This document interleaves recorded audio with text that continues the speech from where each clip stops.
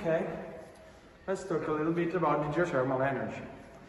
You can see in this lab we have a demonstration of a geothermal plant on this side, the last part of a geothermal plant.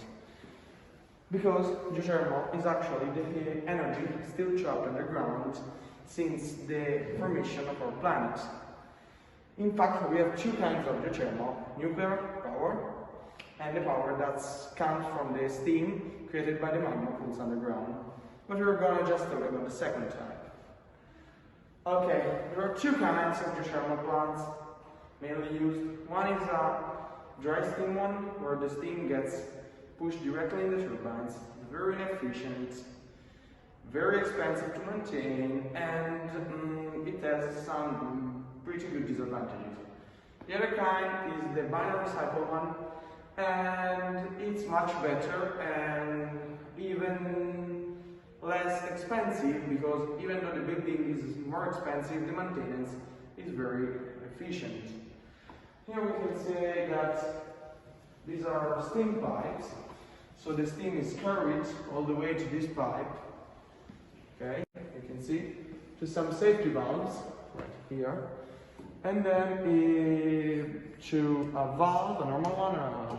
This is manual, but in the plants they are controlled electrically because they are much bigger, they have a much bigger bearing, and you can see straight into the turbine, or the machine, can be put both ways, and then the turbine turns the kinetic energy of the steam into rotational energy, see, and turns an alternator that produces alternating current, which is then converted into a suitable kind for entering the power lines and powering all the various appliances.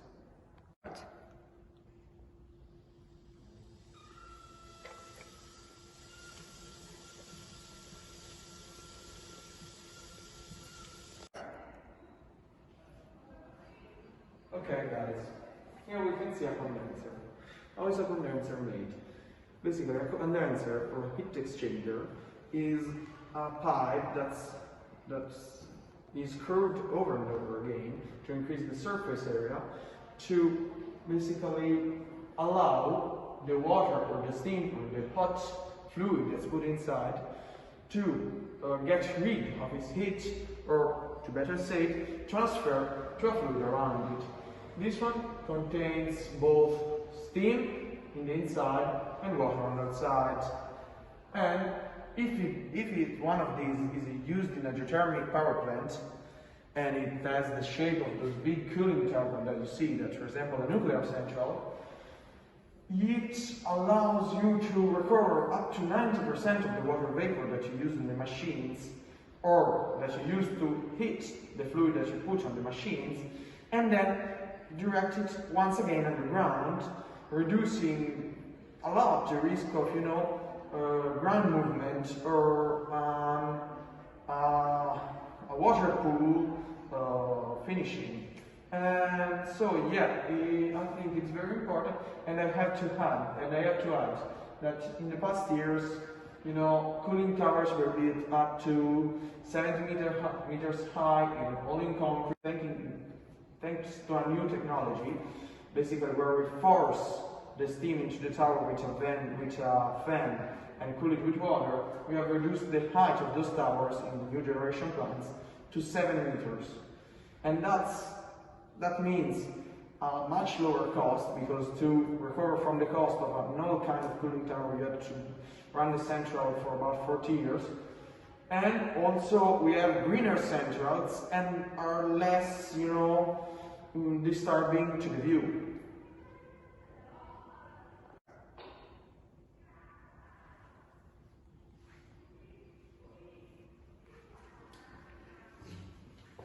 Hi guys, here we are. Here we can see an example of a domestic heater. This burns methane, it burns methane, and it releases water vapor, CO2, and in this case, since it's another kind, less pollutants. But it's not really green, am I right? So if you live next to geothermal power plants, you can have another advantage. You can get your home heated for free. In fact, they get the steam from underground and pump it into your house to power appliances such as radiator or underfloor heating.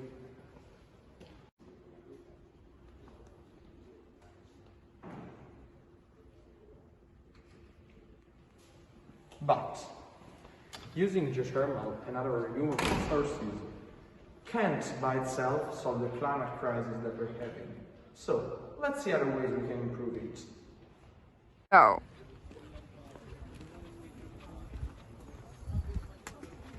No, I'm sorry. Did you just throw garbage into nature?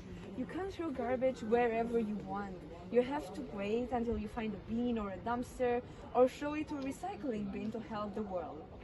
I'm sorry, I'm not gonna do that again. Thank you. You're a good citizen.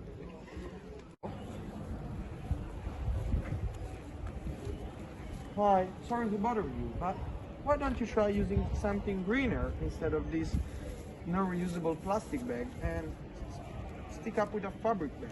Oh, I definitely gotta buy it and stop using plastic. Oh my god! What are you doing with so many clothes on? What do you mean? I mean, you should be more friendly with the nature and only buy the things that you need. You're right. I'm gonna start doing that. Oh my god, I'm so cold. So much better. It doesn't seem very helpful for the planet. Why don't you try put the jacket on and lower the power of the radiator? Thank you. It's a good idea. Oh. Hey! You know, every single day to drive your car to school, the air will be very polluted. Why don't you try to use a public transport, although it is full? Yeah, sounds like a good idea.